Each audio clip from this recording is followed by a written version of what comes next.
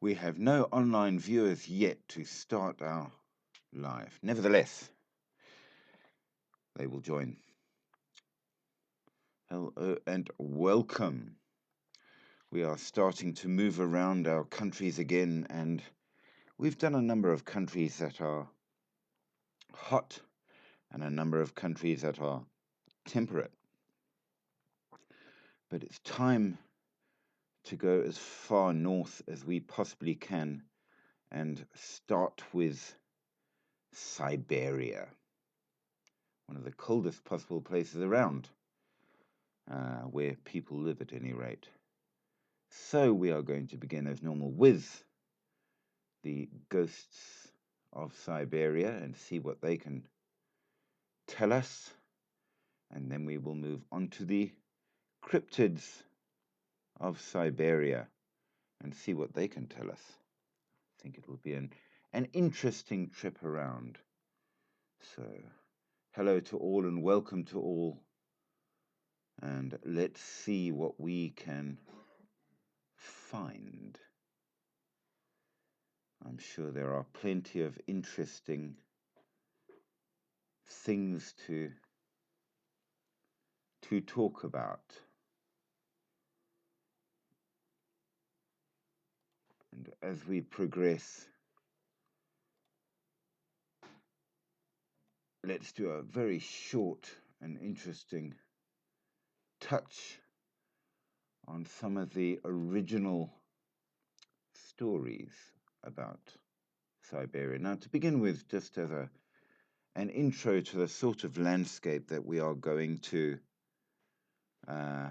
deal with, I used to have a friend that lived in Siberia, a very nice chap. We used to chat on Facebook at times, and I remember the one day he said to me with a great deal of happiness, "It's finally gotten hot, and I'm in my speedo only with just a towel and a pair of flip-flops, walking down to the local lake to have a swim." And I said to him, "And how hot is it?" I don't know very much about Siberia, so I was curious. And he said to me, "My God, it's so hot. It's nearly 0 degrees." And I thought to myself, yeah, we have different values of hot. So Siberia is a very, very cold place. Something which perhaps is important. So let's have a look at what this frozen wasteland can offer us. Now we shall begin with a rather interesting story about a fellow had a place in an apartment complex, and they were about to terminate the lease on the apartment, and they were going back and forth collecting their belongings and so on. And as it was mostly only minor personal stuff, there wasn't a lot that they need to, and they were staying actually in a hotel at the time near the waterfront, wherever they were.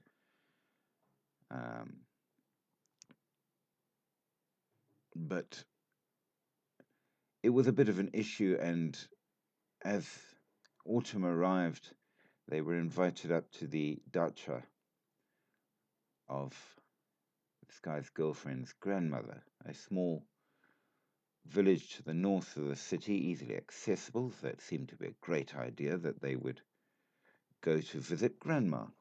They had stayed there before, and basically it's a standard kind of thing apparently up there. It's a summer house. It's a small wooden cabin or cottage, usually with a thatched roof,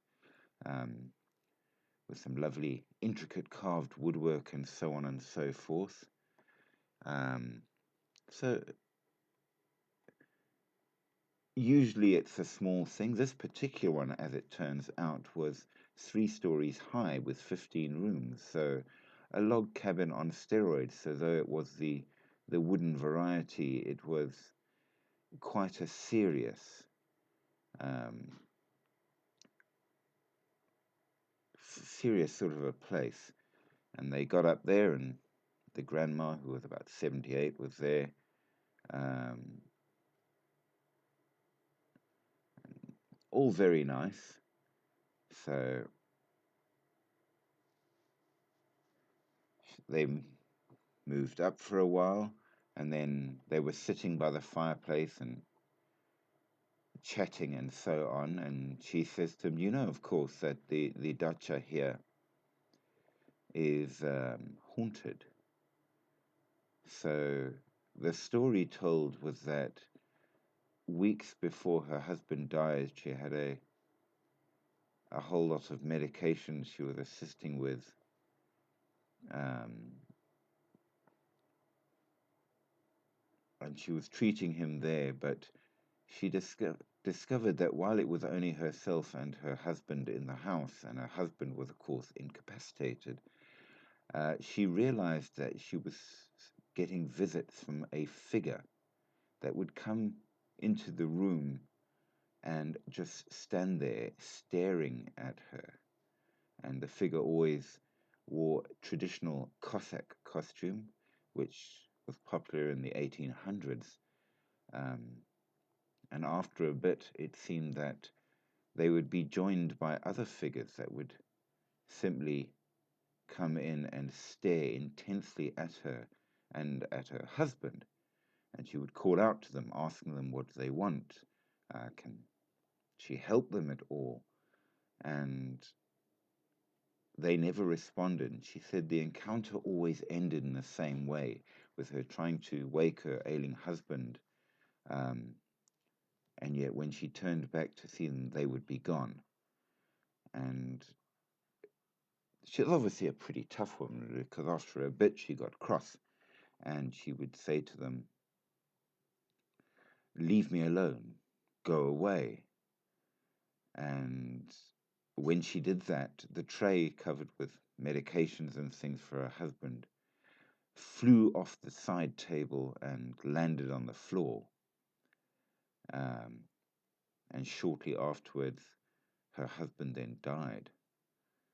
So it seems that there were people from the family, or at least so she said, that came to take her husband away. Um, Something interesting, at least. And it seems that out in the more rural areas around Siberia, often there would be ghosts around that people became almost used to. She said that even her own brother, who was part of the civil police in the 1960s guarding train depots, he would come back with strange tales of varying things that he saw while alone in the dark station houses. Phantoms of long dead passengers queuing up to take their tickets and move across the platform to the train. He would hear the whistles of steam engines that hadn't run for 30 years, hear people whispering, and at times he would suddenly uh, find himself feeling very ill for no reason. He would find belongings along the train lines, watches, eyeglasses, rings, lighters, and at first he'd bring them home. But after a while, he found that he would get terrible bad luck, and he took them all back to the train lines where he found them. And eventually, when he was removed from that duty, he swore he would never go back to the train lines again.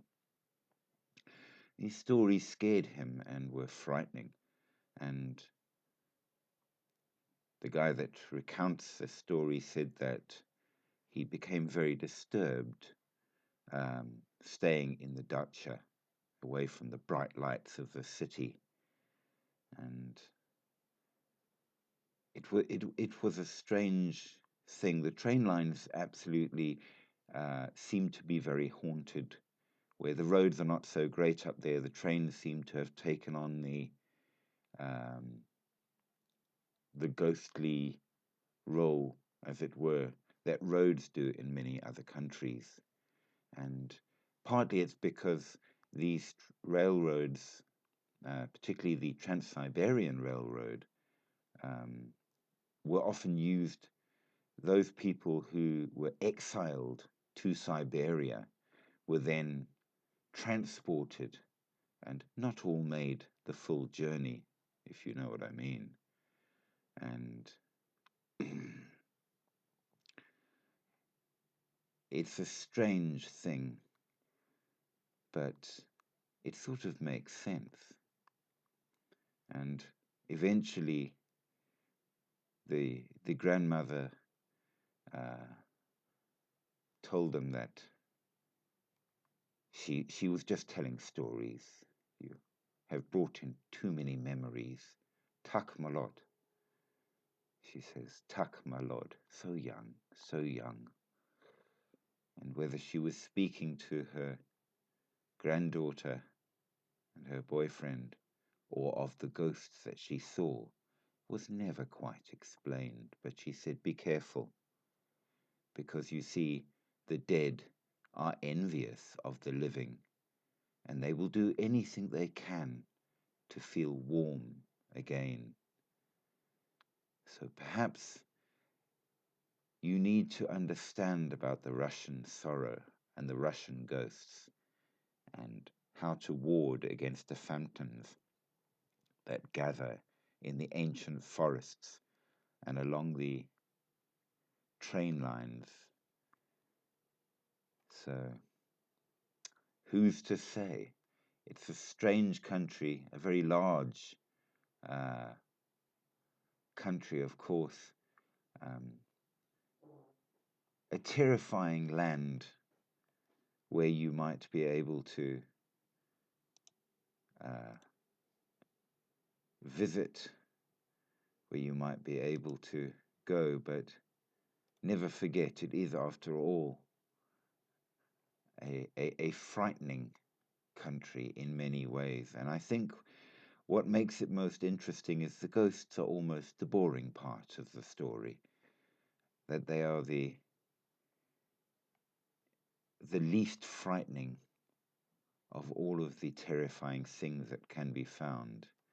And what with the great expanses and the freezing cold and the wars that have occurred, there are many ghost towns as well. Some even brought out from the villages they were in for varying reasons, leaving empty towns, such as Karamken, which is a rural settlement that at one stage was quite important when they found mining deposits, gold and silver, but when it was no longer viable, the entire town was simply evacuated in 1995, and there is nothing left that you might find. Hey, Bas Jaco. So certainly it is a strange country. They say that in the forests the dead walk, and visits by creatures that are supernatural or paranormal is hardly surprising in many ways. Another story is about a haunted station somewhere in the middle of Russia that trains no longer stop at, but at a point, a train passing through realized that they had to stop and get water. This goes back a bit where the boilers were important on trains, it was not electric. So they stopped at the station to refill, and when they did so, unexpectedly, a group of men came out of the station and boarded the train and headed into the back, to the surprise of the driver and his mate. and they realized that they weren't people at all. They were dressed in clothing that was far too old, and they were the ghosts of slave workers from the days of Stalin that had come out to leave the station and go home. And there was nothing that the driver could do except refill the water and drive on. It's a strange idea of a haunted train, but it certainly fits the ghosts. So dead villages filled with dead people that,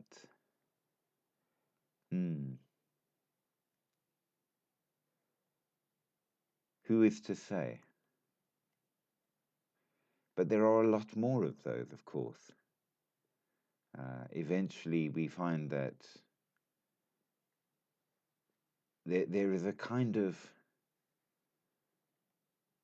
fear, but a stoicism to live alongside what ghosts occur, and there's been plenty of death for all sorts of reasons in the varied parts of Russia, through the cold, through the difficulties with those exiled to Siberia and more. And I think that there's no doubt that there is enough to frighten. But let's move on a little bit more and see what else we can find deep in the heart of Siberia.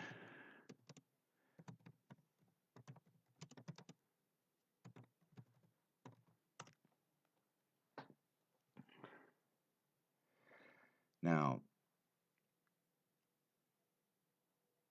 besides some of these more personal ones, we find that there's an event which I'm told is quite well known, and it's known as the Dyatlov Pass incident. And basically what happened, there were 9 very experienced hikers that went on a journey in 1959, and they went out. It wasn't too terrible a trek that they had planned. It was fairly standard, but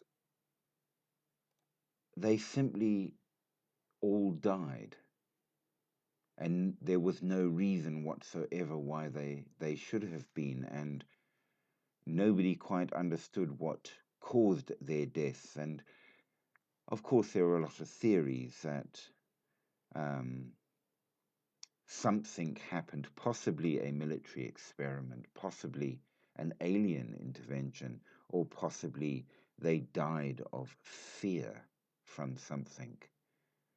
But to this day, the cause of their death has never been explained. There is a story of the Likov family who lived in the Siberian wilderness for over 40 years, isolated from most places, and they were a family that simply went out, and nobody quite understood why they would choose to live in such an isolated and freezing place that they did. And it was only much later, in 1978, that they were discovered again. So there is a certain stoicism to the Russian people of going out and living in these areas. But on our idea of roads being fertile ground for the dead, there is the Kolmia Highway, which is known as the Road of Bones, an infamous highway in Siberia where tragic stories of forced labor camps and the deaths of prisoners abound, traveling through the desolate landscapes. where it is said that all along the road, if you travel it even today, you will see many people walking or working along the road in clothing that is just a little bit too old-fashioned, that when you look back after you've passed them, they are not there at all. So they have their roads and their trains, and they have a great many ghosts that can be attributed to the tumultuous history. So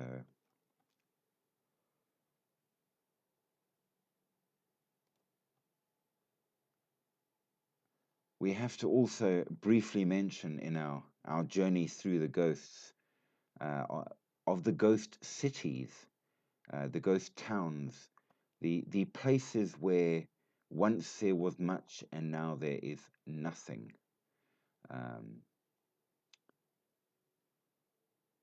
One such place which is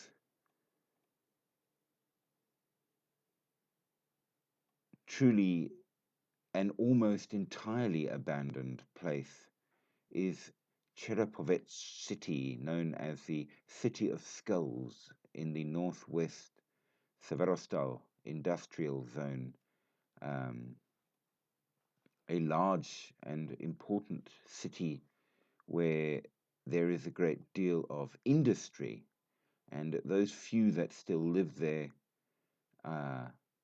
live under very harsh conditions. The average life expectancy is below 50 years there. It is a place where minus 10 degrees Celsius is considered warm.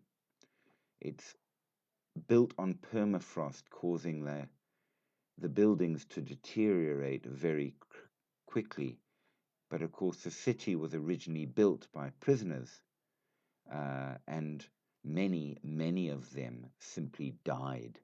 So if you work there, you share the city with the dead. The industrial pollution is on par with the worst towns in China, apparently, and is officially one of the 10 most polluted cities in the world. And there are no homeless people, simply because nobody can survive the cold minus 56 degrees Celsius of winter. They have 45 days of night at times, and winds can reach up to 25 meters per second. It is so harsh that even being there is a trial, much less working. And in this place, with those that have died and still do die today because of the awful weather and the huge amounts of snow that can fill the streets up to 8 to 10 feet quite easily, the ghosts walk among you, and all the people that live and work there will tell you that seeing the dead is normal, and you simply ignore it and carry on, because after all, they're only a step away from the living. It makes an environment which I think is quite interesting. Hey there, Junior John. Welcome. Good to see you on the channel, on the live. Don't forget, guys, like, subscribe, share with people, join in, and let's get the thing lit. Let it get going.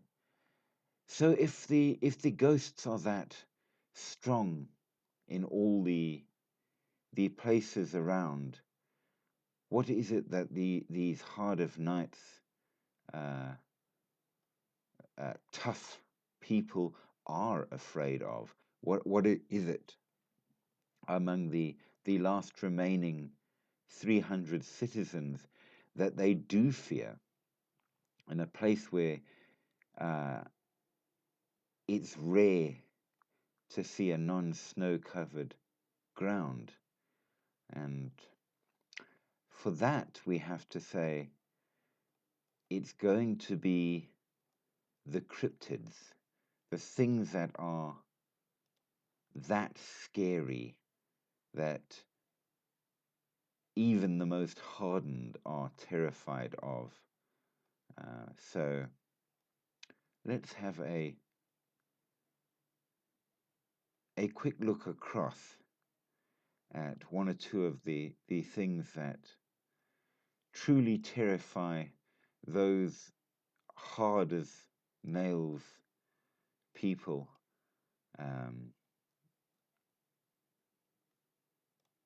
And for that, we talk about the Leshy and the Vodyanoi, the Kikimora. And if you are a fan of the books by about The Witcher, or the TV program about The Witcher, you would recognize these names, which come from what is, I would say, absolutely the proper Russian histories or stories of the cryptids as such. So to begin with, we're going to start with one we know very, very well. And what's very interesting is we've found a version thereof in many places. But of course, this is much more of a cold version. And the cryptid we are referring to is the Bigfoot, which we found in every country, in Africa, in America, in Asia, and more. And here it is. They have two versions. The first is called the Almas, which is a large, half-human, half-primate creature found in Siberia that is said to almost look like a Neanderthal that wanders the forests. Alongside that, you have the Chuchena, which is a short version, which is interesting because, as we have discovered, the Bigfoot versions in Africa are all short. And both of them are known for their ability to appear and disappear. They also have the lake monsters, much like many other places, which are sort of almost dinosaur-like creatures.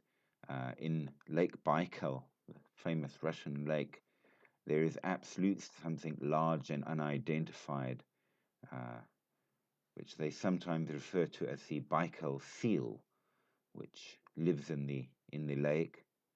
There is Zolotoy Dzigit, which is said to be a golden horse, said to have magical properties that have aided heroes and things in the mythology. It's quite unique to Siberia.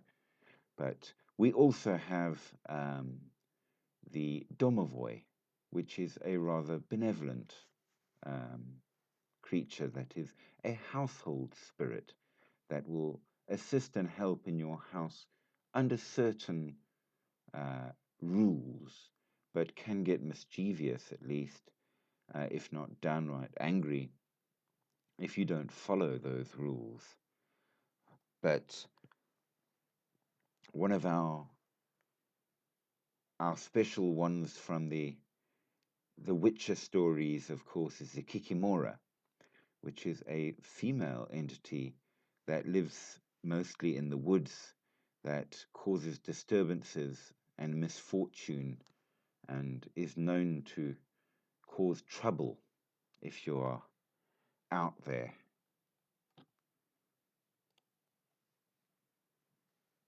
Now there's an interesting question. How is it possible for Bigfoot to disappear just like that? That is a wonderful question, and one that we have not found a simple or easy answer for. The one answer I discovered, because there are several opinions at least, is that Um, that of somebody who said they worked for a brief time among the great apes of Africa and discovered that despite the size of these creatures, they absolutely had the ability to disappear into the jungle. Their ability to go unseen when they wanted to was quite remarkable. So, the most prosaic answer of all, if you will, is that they just know their ways better than anybody else, which I think is, I suppose, fair enough. Um, the other reasons behind are that they have some kind of magical ability to slip between worlds, much like the jinn that we have come across in many countries as well, and therefore are capable of sliding out of this reality and into another so that you cannot follow them. Of course, proving something like that would be incredibly difficult. So it's an interesting question, but not one that we have clear answers on. But yes, an excellent question indeed. And in fact, um, they have another version like these Bigfoot types, which is more like the Yeti, which we will encounter when we go to Tibet and such like, which also has these excellent abilities to appear and disappear, which is quite interesting.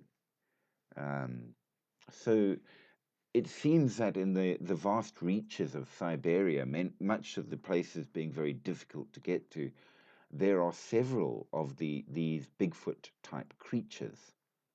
Um, Another one which is very interesting, which is a spirit linked to water, is the Vodyanoi, which sometimes are referred to as drowners, frog like people that live in the water and will drag you in to drown you.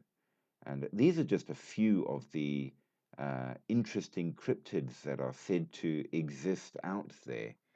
Um, of course, many of these words are in Russian, and if I do ruin them and you are a Russian speaker, I absolutely do apologize because there is a lot to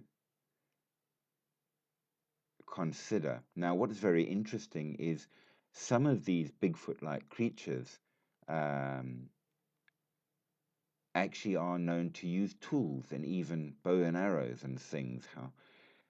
So, more advanced than just an ape, but somehow not quite a human.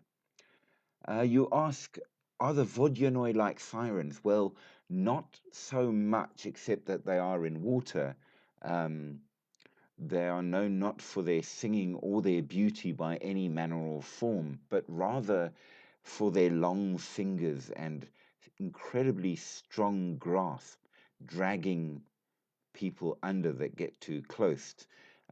And it is a warning to people to definitely keep away from the edge, especially the children. So perhaps there is a certain amount of moral warning as well. Hey there, Blom. Welcome. Uh, who's to say? Another watery creature is the monster of Labinkir, which lives in Lake Labinkir, which is very much like a giant dinosaur type creature. And of course, um, the lake is large and deep, um, that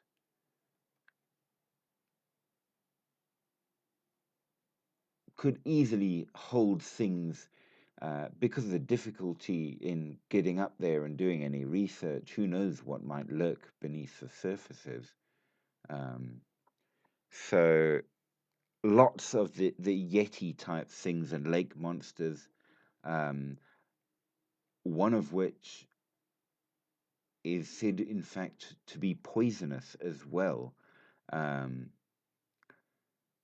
and there's even a large giant crocodile like creature that is said to exist up there. But of course, while being exceptionally cold, Siberia does have vast uh,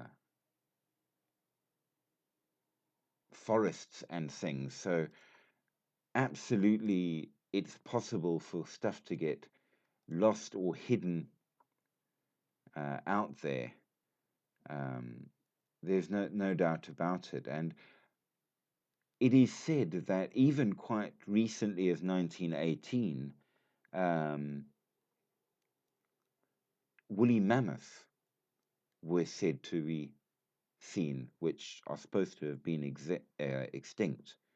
Um, and giant bears, much larger than the normal uh, black Bergman's bear that is um, well known in these forests. I mean, that's dangerous enough, but apparently this particular one is called the Iroquoian, and it's supposed to be twice the size of an ordinary bear.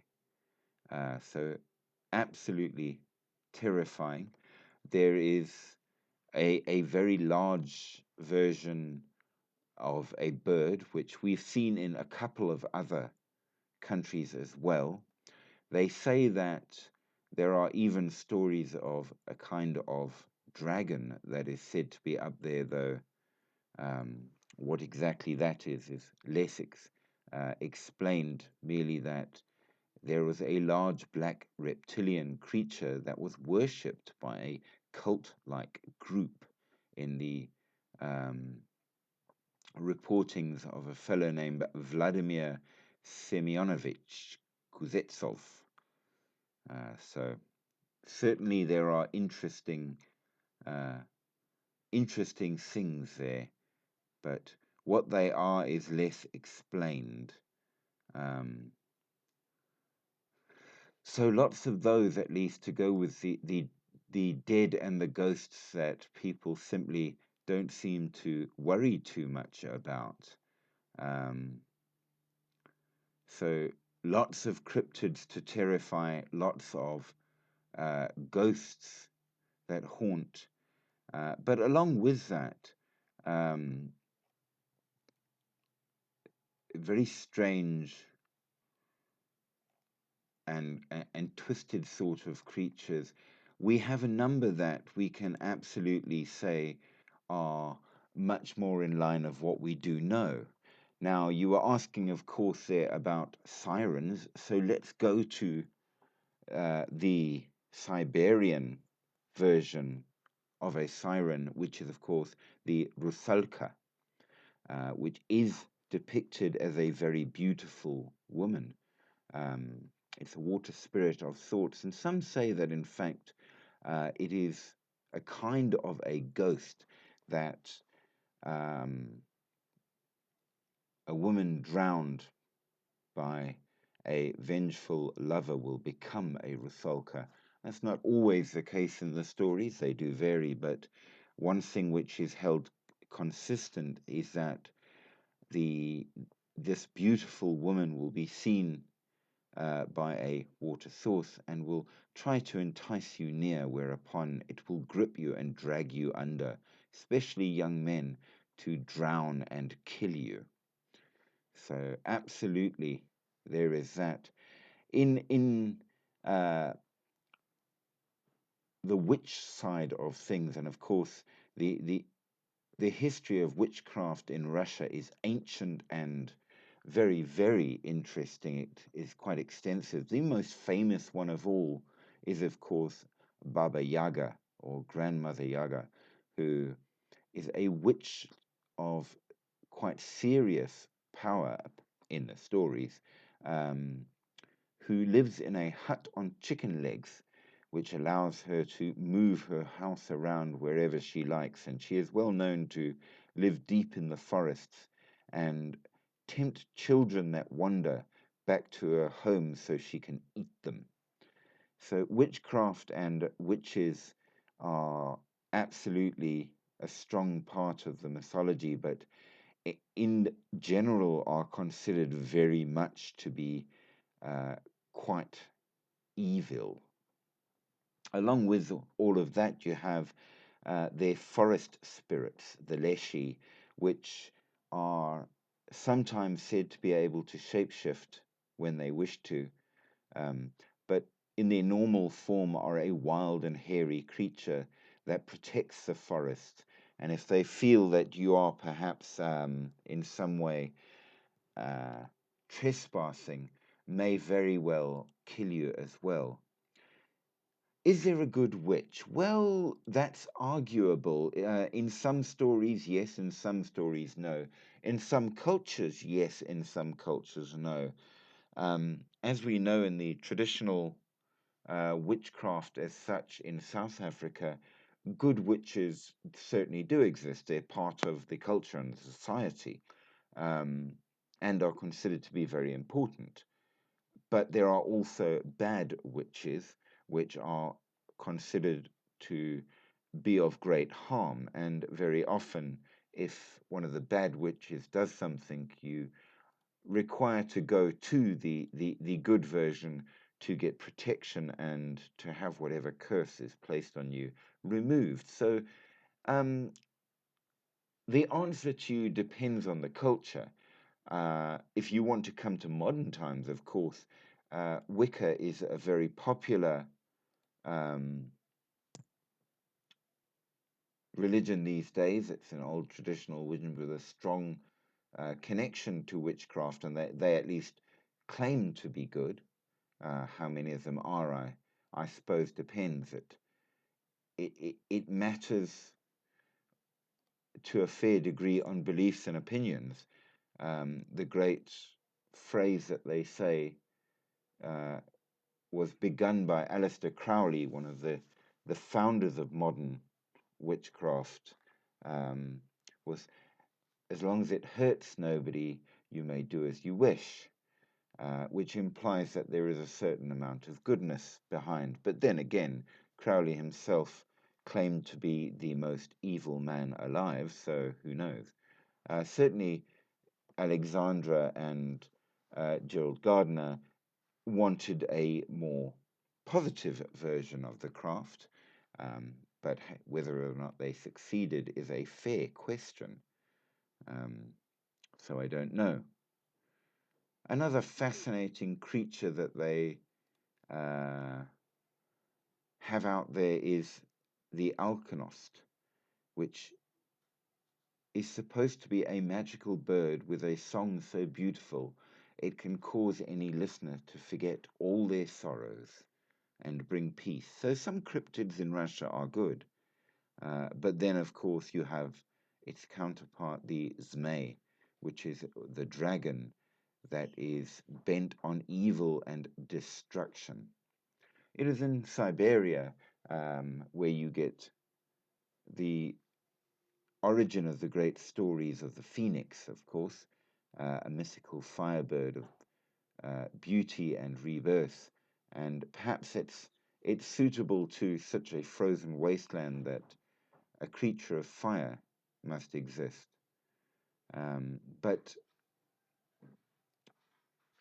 along with those terrifying things to be found, there are also many, many gods, and one such god that you may encounter is Veles, a shape shifting god of animals, magic, and the underworld that may be found lurking deep within the forest.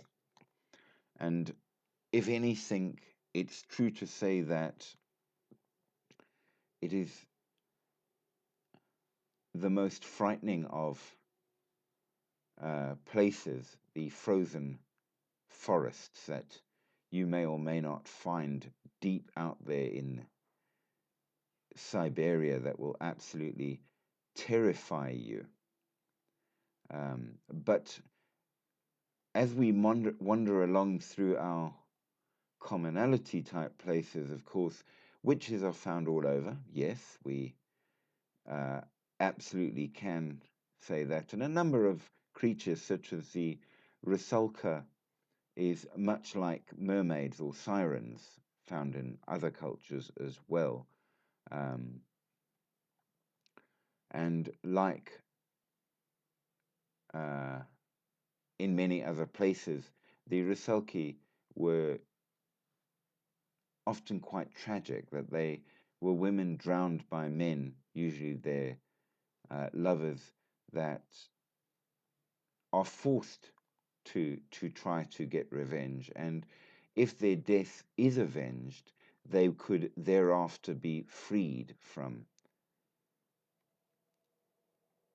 what forced them into this kind of environment as such. So perhaps there is hope even for the cryptids. But that said, another interesting creature is the bannock. Now, something which is hugely popular in all of Russia is known as the banya, the Russian sauna, and they are an important part of the culture there. And it is said that behind the stove and benches in the banya uh, exists this creature called the bannock that is there to ensure proper etiquette is observed, and should it not be, he will attack with sharp claws, and even pull the structure down on top of you if you anger him. He also has a particular dislike for drunkards, so who's to say? But he can be very nice if you are observant of the rules, and he may even give you a gift at times. And they say that you should never visit the banya more than 3 times in a day, because the fourth is reserved for the bannock. So who knows? Um, perhaps that shows that it's a moral thing as well in these stories.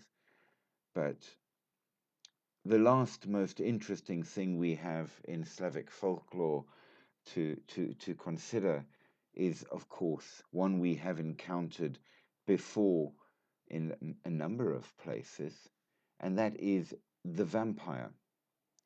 And while in some places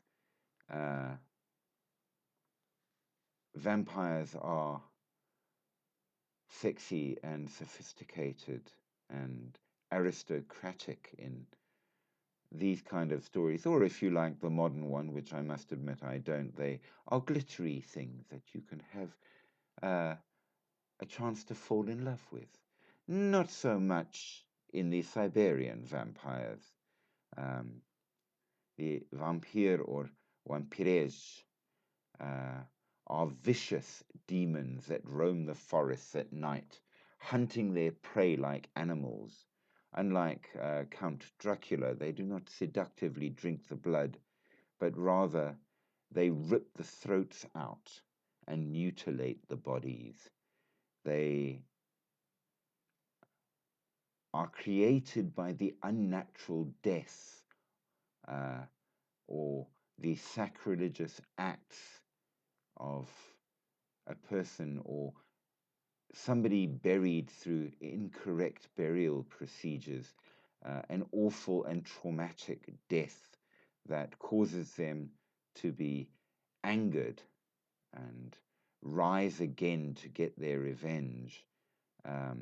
But in the tradition, much like in many other places, the way to get rid of these creatures is through a wooden stake, either through the heart or the head. It is said that these vampires are far more bestial than the fancier ones of other places. So I don't know. What's your opinion? Do you prefer the darker and more bestial vampires, or do you like the more the modern and the nicer variety? Hard to say. So, and as we are progressing, remember, like, share, subscribe, join us, and let us know what you think. Give us your comments. Give us your opinions. as we progress through our stories of these ghosts. Now, Russia, of course, in its largest continental bits, as it were, involves a number of areas, and some of them are much nicer and much more temperate in their environments. And because of its sheer size, you have quite a lot of different cultures over what um, we can call the Russian dominion, shall we say? And Siberia is, of course, only one part. But it was well known, most especially during the harder times in Russian history, as being the place where, if for some reason you were a problem or were a particularly difficult criminal, um, absolutely you would be sent north. Yes, I do agree with you there. Modern vampires, yes, I do like their style. I agree with you there, Junior John. Absolutely a good point. I like that. Hey, Rena. Um, but I kind of do like the rough ones as well. I'm not fond at all um, of the sparkly variety. I think that if you're going to have a vampire, it should at the very least be villainous in some way. But that's just me more than it is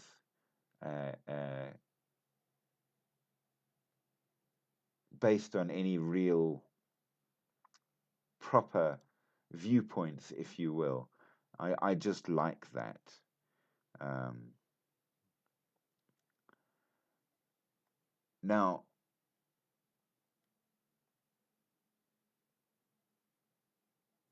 these places in the north um, are so harsh, as we have said. Another such place which was developed before the collapse of the USSR was a place called Tashkent. And in a census in 2010, only 30 people remained living there. Um, and at its height, 850 lived there. A very, very harsh, difficult uh, place that was established to process food and was mostly lived in by prisoners that were sent north under um, the Stalin regime. And of course, many died in these places simply because they were so harsh, because they really were a difficult sort of a place to live, which I think is quite understandable. But with these ghosts, I think we need to quickly jump across now to look at possible more modern options, if you will, of our hauntings and of our cryptids. Uh, Nathaniel, welcome, welcome. It's good to see you. Uh, Join us here. So, is there much we can say for modern ghosts? And it seems that the most modern ones that we find are not all that modern. It is the old roads and trains from the Stalin era, where all the ghosts come from in the modern times. It seems that most of these hauntings really are quite old, and it could be a cultural thing insofar that um,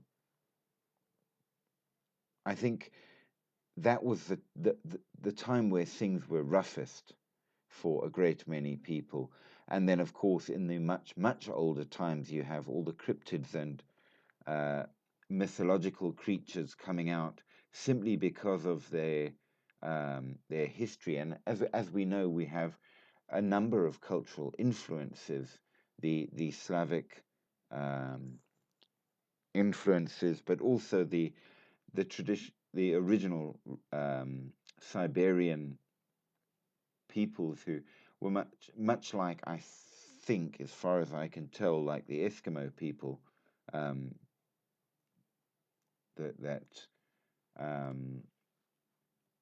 basic sort of original peoples. I'm not sure all of the names of the tribes and things, possibly the Ugya and what have you, but nevertheless, an interesting place we must touch on, because now we can't talk about ghosts without. Excuse me a brief moment. Fix that. Dunk. We can't talk about ghosts without also talking about haunted locations. And one such place is Porbazian, which means the clay house in the Tuvan language, which is the remains of a stone and adobe monastery or fortified palace that was built way back when on a small island in Lake Tiracol in Senegalen Mountains in southern Siberia. And radiocarbon dating say that it was probably built in around the year 777 by the Uyghurs, which was a tribal federation that ruled the area from around then. And it is absolutely a fascinating archaeological place, right out in the middle of a lake.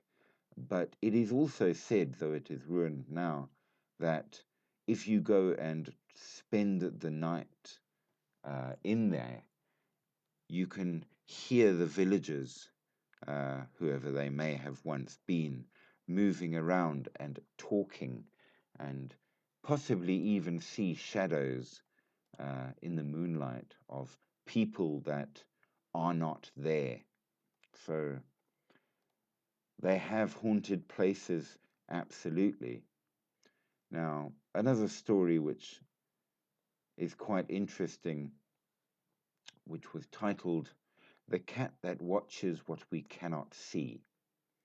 Now, as we know, cats are said to be able to see way more than the rest of us can. And this is the story of a family that bought a lovely little house in a beautiful little village, and moved in, the man, his wife, his toddler, and their large orange tabby, Milo. And Milo was a very lazy and affectionate cat, but after the first week, he changed. He began sitting at the foot of the stairs every night at exactly 11:15, staring intently into the dark hallway, and no matter how much he was called or tried to move him, he would not budge. And he watched something that nobody else could see. And at first, of course, it was a bit of a joke. It must be mice, you know. They were in a rural-ish area. So, after all, but after a bit, they realized that when Milo was watching, the hallway lights would flicker. As time went on, the little girl, their toddler, woke up crying in the middle of the night, pointing at the corners of the ceiling and begging in a whisper, "Make it stop staring at me." One night, they were sitting on the couch, and Milo sat upright and hissed into an empty hallway. His fur bristled and he growled, a sound that they had never heard from the cat before. And deciding that something needed to be investigated, the man got up with a torch and walked down the hallway. But there was nothing there, and as he turned to come back, he found the cat staring. But the cat was not looking at him at all. but staring at something just behind him. Things then escalated. They found scratch marks on the inside of their toddler's closet. The baby monitor began to pick up faint whispering, soft, urgent murmurs in a language that they could not recognize. Lily began drawing pictures of the man, a long, elongated, stick-thin figure with holes where its eyes should be, always standing near her crib, and Milo watched it all. He never ran, he just observed, standing there in the hall, staring into the darkness, watching something that nobody else could see. Eventually, it became too much for the wife, and she broke down crying and says, "What is it that the cat sees? Is it something that used to live here?" Next morning, the man found a sealed envelope tucked under a loose floorboard in the house, and inside was an old photograph from back in the 1950s with a little girl standing in the yard and a black shadow behind her. On the back, it was written, "Emily, 1953. She says the man in the hallway won't leave." They moved out the next week. But sometimes, even now, in their new home, at 11:15 at night, Milo sits by the door, looking out into the dark at a tall, thin, dark figure that only children and the cat can see. Hey Cybersize, hey Aurea, welcome, welcome. So it seems that there are things that wait in the darkness, and even when you can't see them, you might feel them. Something in the darkness that, if you have a camera, you might be able to photograph. Who knows? Perhaps cameras pick up more than you can actually tell is there. But yes, in the darkness of Siberia, the ghosts walk. In the strangeness of the night, there is horror. And if you're not careful in Siberia, it's quite possible that the horror might belong to you. But what do you think? Would anybody like to join in and give their opinion? You can send a message, or if you would like, you are welcome to join the live. Hey Avi, hey Azim, you are more than welcome to be a part of this. Lihi Edri, welcome, welcome. I think it's fair to say that what is out there may or may not be necessarily bad. It seems that most of these creatures in the dark are more importantly passive, at least for the most part. But I do wonder, though, why it hid in the child's closet and tried to scratch its way out. I think that would absolutely put me a little on edge, I think. There's no doubt about that. Whether or not we can be able to say that these things are real, I suppose only the cat can tell us. But who's to say? Who's to say? An interesting story that I came across that is said to be out there is that during the time when the USSR was in power, There were several attempts to upgrade places that um, never followed through. So they would build a building and then run out of money, so it may have no plumbing or no electricity. It might just be empty rooms that never become used. And because of the cold, of course, um, anybody that didn't have a place to stay would move in regardless and simply live with the fact they didn't have the necessary and complete uh, facilities, possibly squatting in these places. But these places became known as almost as um, ghost constructions because they never quite came to life. And because of the fact that the cheap way to do the building, which was often hard work, was to use prisoners, if a few died, that wasn't too serious. And so, of course, you had those that did indeed die in the construction of these places. And you would find these buildings standing empty. And a chap that I used to chat to on occasion that lived in one place that had a couple of these big empty buildings decided with a couple of their friends one day that, let's go ghost hunting. Let's go and see what we can find. I mean, after all, they were young and it was exciting, and, you know, who hasn't gone and examined an empty building just for the hell of it?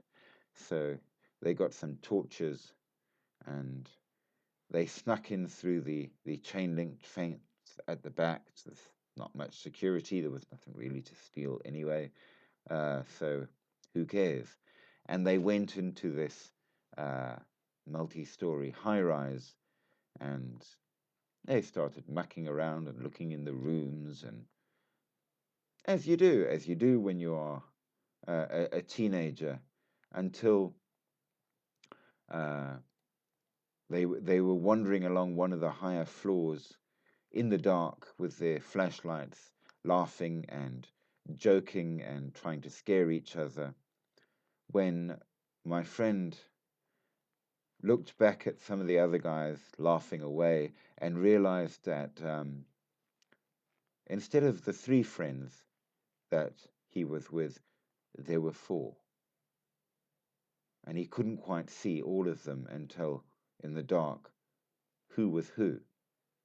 And he thought, wait a minute, why are there more of us when there's nobody here? So he called his friends over, and as they approached in the dark and in the confusion, they all got near enough for him to shine up his torch. And when he did, there were once again only three of them. And he said to his friends, who was the other guy? And they were like, what other guy? So they thought, somebody's playing a trick on us. And they ran down the corridor to catch whoever it was. And because it was a very old sort of building with hard concrete floors, you would absolutely have heard if anybody ran or anything to avoid them. But it was deathly silent, and they found nobody. Still convinced there was somebody there, they decided to try to catch them out. So they went in further. Hey, Lili Talitz, um, searching for whoever this fourth person was. Spotting somebody moving above them, they ran up to the top floor, where, after all, there was no other way down but the stairs.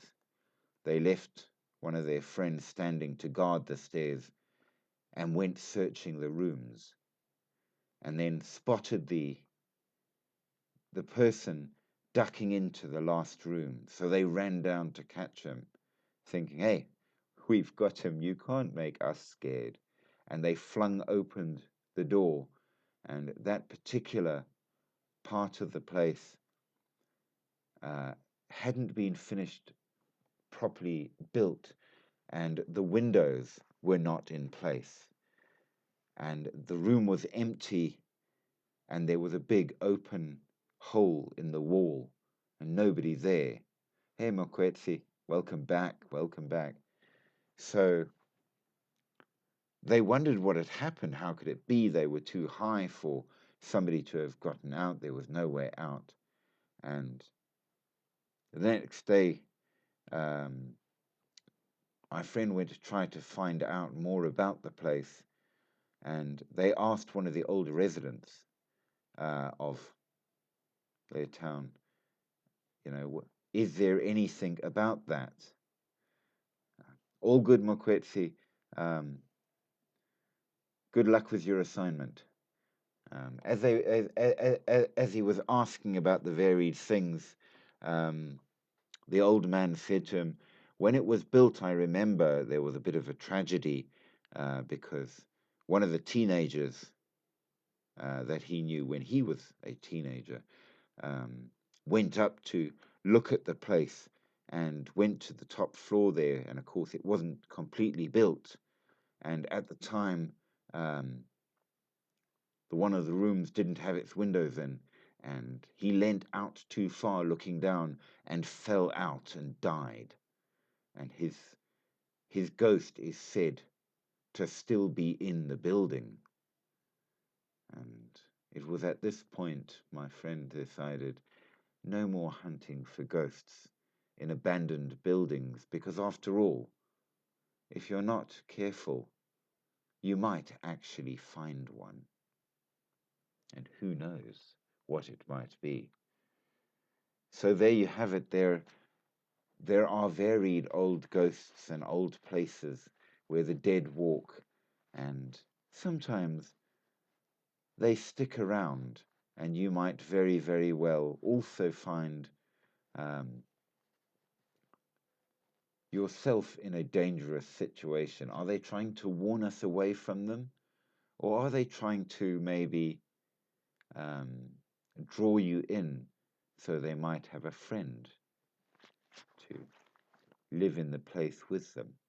Hard to say, but nevertheless, ghosts walk the streets of Siberia.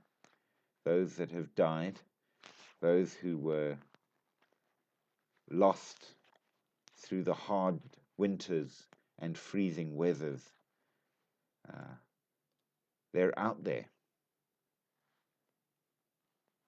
I'm not sure if I prefer the amazing ghost stories or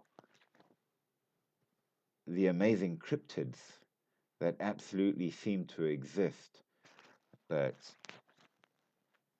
nevertheless, there's an interesting one I discovered as well, where a fellow went to visit a friend of his, and he was playing around with a camera he had just been given, and he visited his friend who lived out in the woods, as they say, in the more rural areas.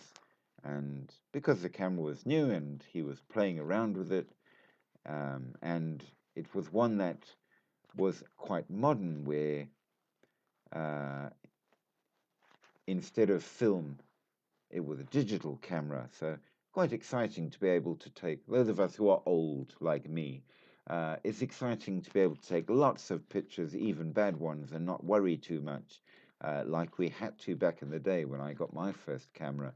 And absolutely, you treasured every possible picture simply because you only got 12 on the roll that I had, and it took about 3 weeks before I could get them developed, because it was when I got a chance to go into town, give it in, and when we got another chance to go back into town to pick it up, and it was expensive as hell. So absolutely, the idea of a digital camera was great, and so he was snapping all kinds of pictures and trying out the flash for the doing in the dark. And after he had done all of this, he was sitting on his computer a few days later, looking through the photos, and he discovered in one of the photos somebody dressed in very old Cossack clothing, standing in the darkness outside, staring right back at him. And he said that he was absolutely certain that there was nobody there at all when he had taken the picture. So, who is to say? There are things in the dark, in the shadows, and perhaps we can use cameras to find them. Perhaps this is evidence that this is one of the ghost hunting equipment pieces that may very well assist you if you want to find ghosts.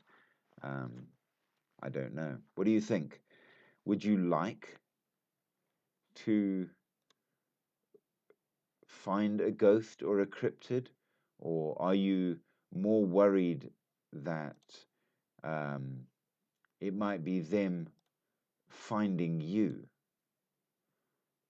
Certainly, it's a question that is something that requires to be answered,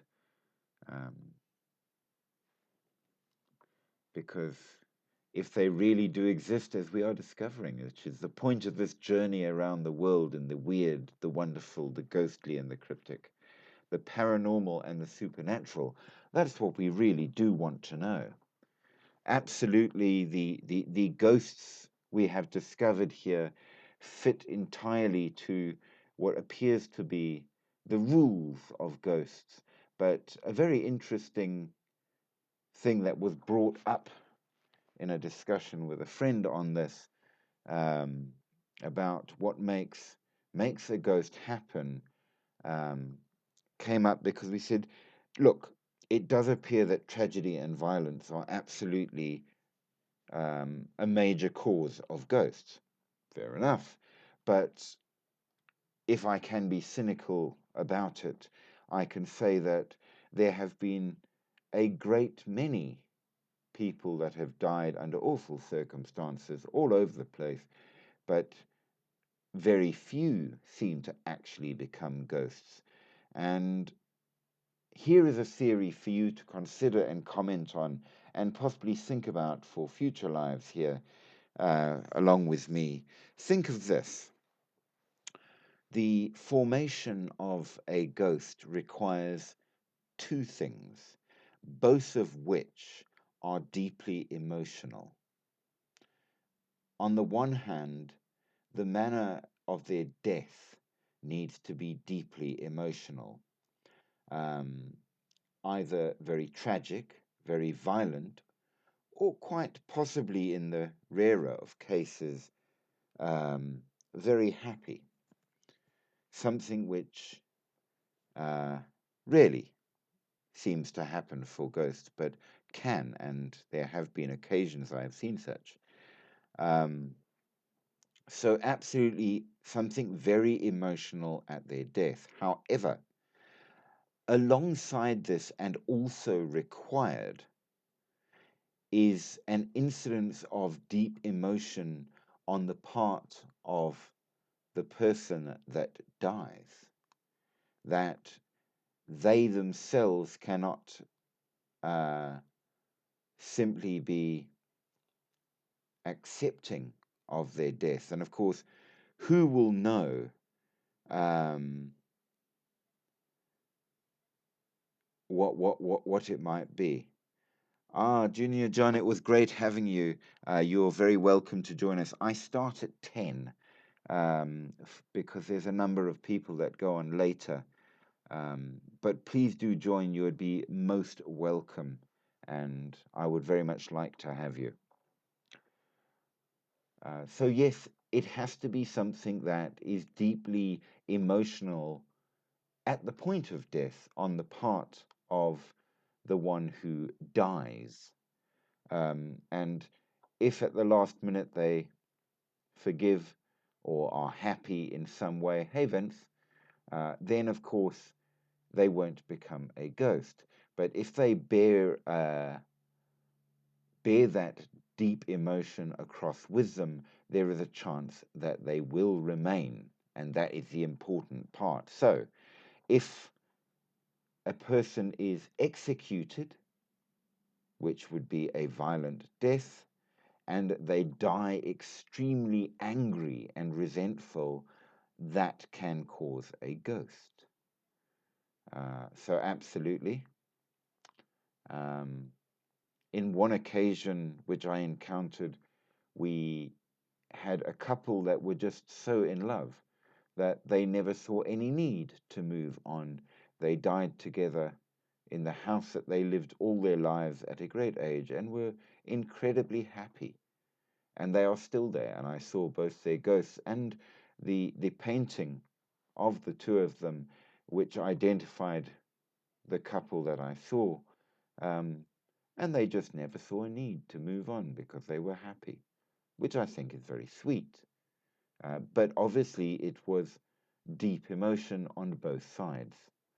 Um, in one of the previous stories we had from Mexico, in one of the very, very, very haunted inns that was down there, um, it used to be a place where they would execute criminals. So apparently, it was a multi story building, and therefore, it was convenient to drop the people to be executed down the stairwell. So plenty of the deceased, and of course, very angry. Obviously, they did not want to die. So, very much so, yes, uh, that fits the ghostly rules, as it were.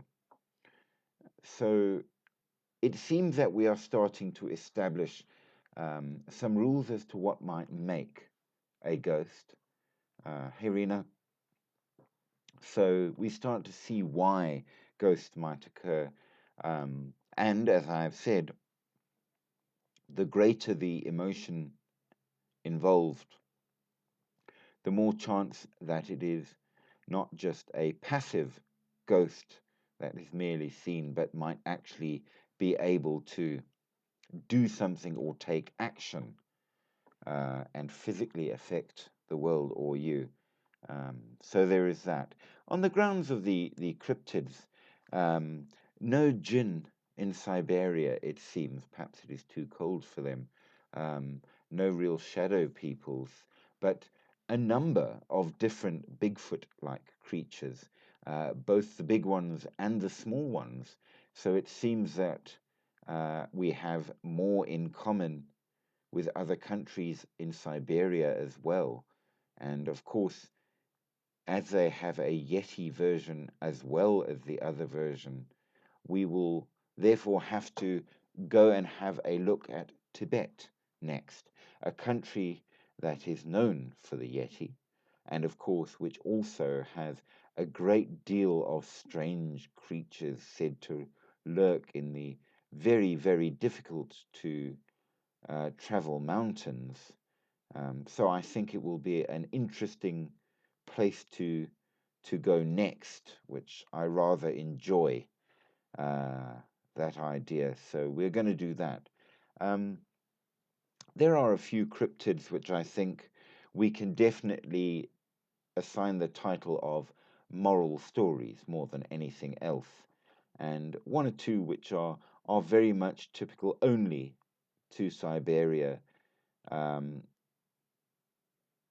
and really, yes, moral stories.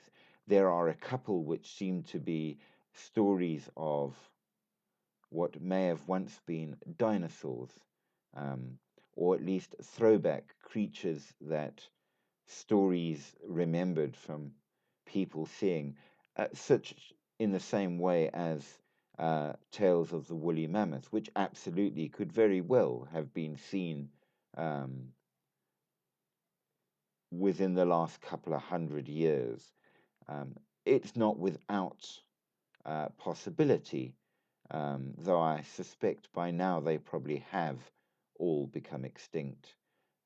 So yes, those cryptids they have as well, just just like Nessie is a dinosaur-like creature, so are a number of the ones found in Siberia.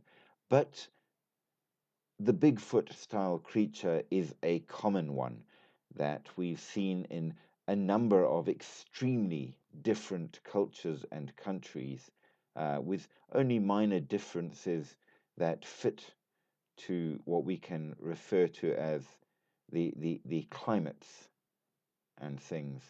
Um, so I think we can safely say that in some way, perhaps, there may be some truth to the Bigfoot, but as was pointed out by Junior John, how is it that they managed to disappear so quickly? And we have not yet established what that might be. But if you have any ideas, let us know. Send me a message. Um, join us live next time. Make sure that you add your comments, and if you don't want to be um, known or spoken of, you can just add your comments in the chat, or you can join me live and you would be welcome. But remember, 10 o'clock each night, except for Sunday. Make sure that you like, subscribe, and share, and make sure that we can get more people involved in what stories we can find, what ghosts we can hunt. And I do hope all of you have a wonderful evening further. Sleep well, sleep deep, but sleep with one eye open, and make sure you keep something holy near you, just in case, because you never know what might go bump in the night. And we will end with Junior John's comment, which I think is most fitting. He says, I do believe there is another world out there, something like the inner world, something alongside ours. And imagine if we could go there, and I wonder how safe it would be for us. Good night to you all. Good night, brother. And may you all have a safe evening on this very, very cold night.